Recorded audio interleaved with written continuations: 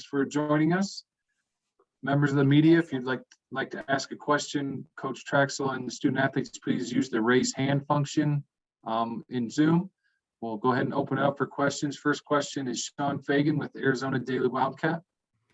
Thanks for being here, Coach. So I'm wondering, your team had a stellar home record of 24-3, and not the best road record at 6-12. So I'm curious, is there any adjustments that you would make as a coach, especially now at the NCAA tournament, playing in a stadium you're not too familiar with on the road, to sort of like give you that edge that you had at home?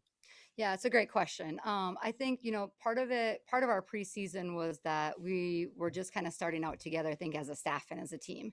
So week one for us, regardless of where we played, looks nothing like, our progress that we've made throughout the season. And so spending the first, handful of weekends on the road, I think that was part of it.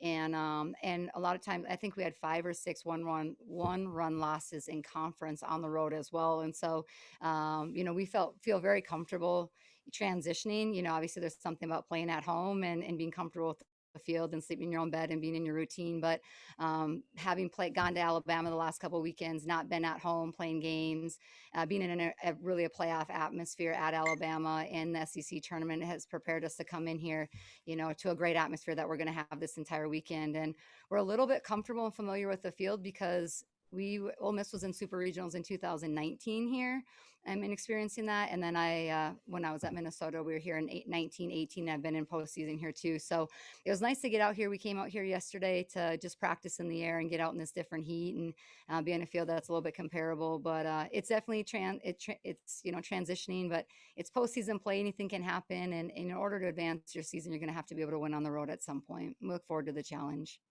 And you're going up against Villanova in the first game. It's a team known for hitting a lot of home runs. So I'm wondering that, like, with in-game decisions or before the game starts, what's the sort of meeting you have with your pitchers as to try and minimize those home runs? Yeah, coming, from our competition that we've played, we've always been up against 3 or 4 hitters that, are double digit in home runs in our conference. So we feel comfortable having faced the hitters of that magnitude. The goal is always to keep the ball in the park so we can defend it.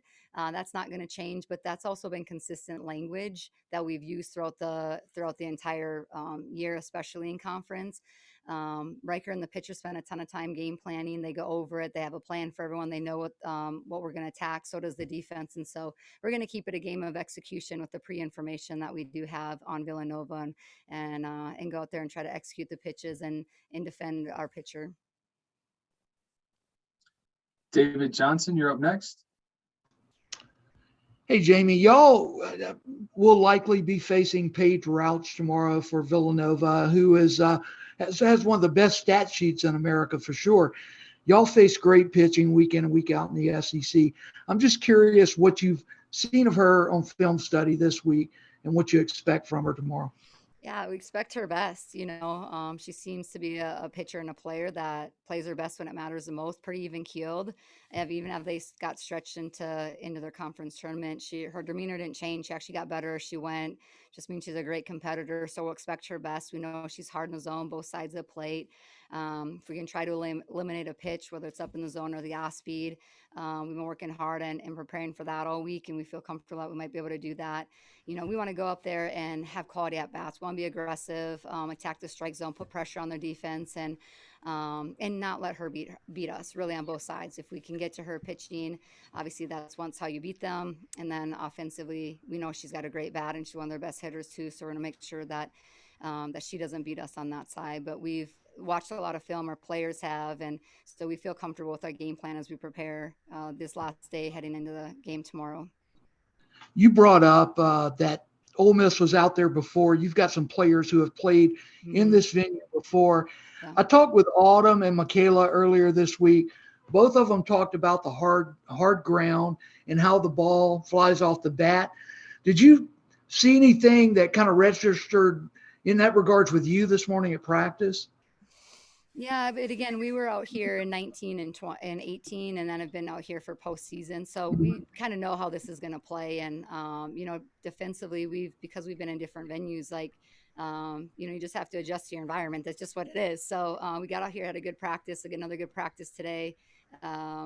we don't waste a lot of time or reps and maximizing, getting comfortable in our surroundings. And so, being what it is, and can't change the air and can't change the ground. So we'll be adaptable, and we'll keep it simple, and really try to control the play. When we have the ball, we have control. And our big thing on this field is just not letting one run or one error lead into a potentially another error and a blow up inning that now you're chasing runs. I think that'll be something that we have to just control the tempo of the game, especially with how this field plays, because it has a little life to it.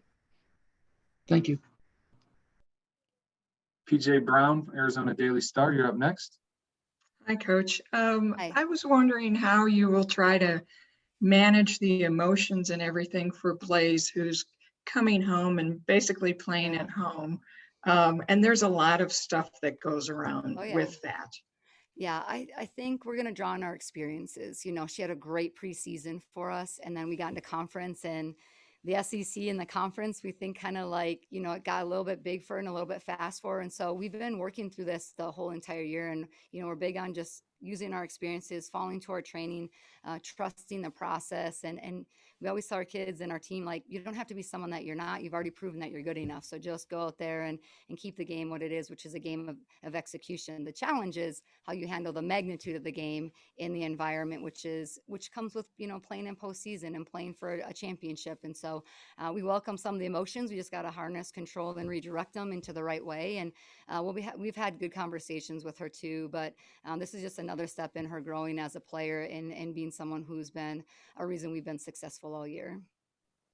And do you expect, there's a lot of families going to come this weekend to watch her play.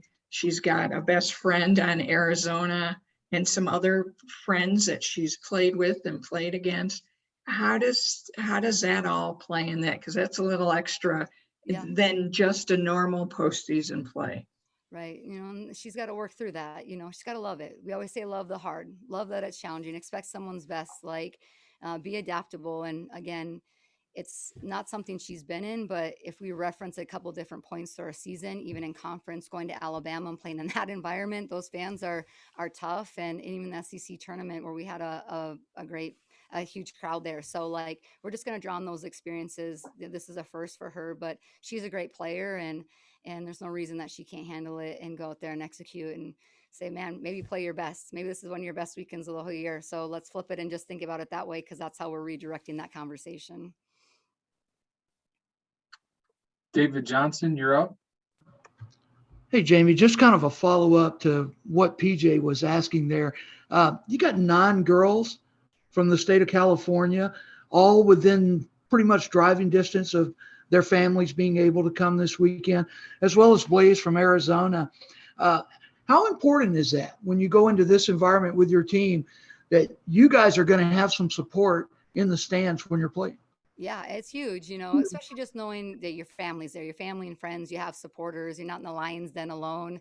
So even if it's a small section, you feel the weight of the support of your family and your friends. And I do think that's going to be instrumental for our players, a lot of seniors with a lot of experience, but you also have to manage that this could be their last ride too. So there's a lot of different people that have different things on the line here, but we want to love it. We want to enjoy it. And we want to make somebody, have to beat our best. And if we go out there collectively as a force and very unified in our effort and our energy, I think we're going to be a team that is hard to beat.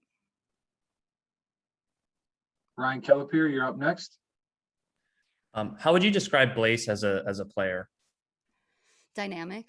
Offensively, she can truly is a triple threat. I think people say that, left side of the plate, sometimes they swing. She can do everything. She doesn't even know how good she is or can be. She's very humble. But she can stand up there. She can drop a bunt. She's a 5 tool kid, and her offense has been huge for us this year. So very even keeled, very composed. You're not going to see a lot of emotion out of her. And sometimes I think we're pulling that out of her just to let some of how she's thinking and feeling and let us share some of that responsibility with her, because she's not in it alone. But she's a dynamic offensive player, understands the game, is very comfortable with it, pretty even keeled. So, she's been fun to coach, and she's had a great freshman year, and she's going to have an incredible career. Did you see her freshman year going like this? I know it's hard to, especially in the SEC, to come in and contribute right away. Yeah, I mean, it's just a game of execution, and she's got some good weapons, and we weren't seeing things that we didn't really see all fall. We didn't have a lot of we didn't have any competition outside of us. And so through our inner squads and different challenges and the development, we saw her progressing the whole entire year. So it's, for us, when you're capable, then, why not? Why can't you shoot? Why shouldn't you? So I just have a lot of belief in our players and their skill sets and what they're capable of doing and how it translates to the game. And Eric Lopez, go ahead. Coach, you're one of 23 active head coaches to have taken two different programs to the NCAA tournament. One of a handful of coaches active that have taken 3 programs to the NCAA tournament. What's the key? What's the formula to the success you've had and taking it to different places and being able to maintain that winning edge?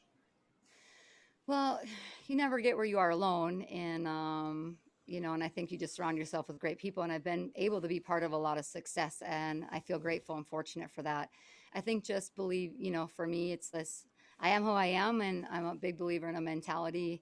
I feel like we're really consistent in our messaging.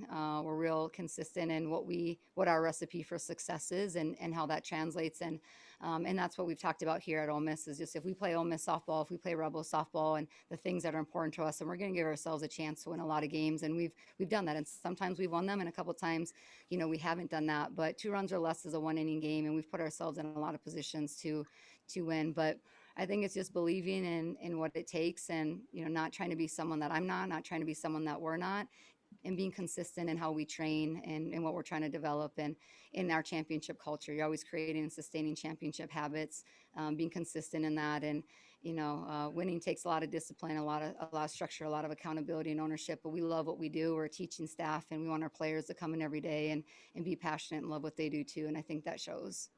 Was there a turning point this season when you felt this team has kind of clicked and bought in to what you were doing and knew that, hey, we can make it to the NCAA tournament? Because sometimes when you take over a program, there's that transition period and adjustment. Yeah. When was that moment for you where you started to click? I think we were work in progress the whole year, to be honest with you. Like our first weekend out, we're like, whoa, okay. It was really abnormal, even from practices. And so each week we kept getting better. And sometimes we didn't actually have the results that we wanted early in the season. I thought Baylor was a great game for us. That was kind of one of our first big wins collectively as a team. We had a lead. We actually lost the lead and then came back and took it and kind of ended up winning with a few runs on the board. And had a great game there. When we had our homestand and could get our feet underneath us, our new pitching staff. And I think that homestand for 2 weeks was a big turning point for us as well. And then when we kind of set the tone for conference, being able to sweep Mississippi State in relatively, convincing fashion, to be honest, our pitchers were great. But there's a lot of firsts that we've been able to accomplish together that I think Anna talked about. She goes, I've never pitched 7 innings in a conference game before, so we kind of had a great team dinner with our seniors just a couple of nights ago, and they were talking about all these different firsts that we had just this year. And we just said, comparison's a thief of all joy. We don't have to be someone that we're not. Let's just see where this road takes us and stay within ourselves and challenge to win each and every series that we go into. And that was our mentality through conference. And that's going to be our mentality coming into this weekend is win the series. You have to win 3 games regardless of who you're playing. And you should have to play your best when it matters the most this time of year. And I think we're prepared with all the different things we've been through to do that. We like to talk about first and how special those are. And Ole Miss has never won a regional on the road. So it'd be pretty cool to actually share that first with this group of players when going through a transition. All right.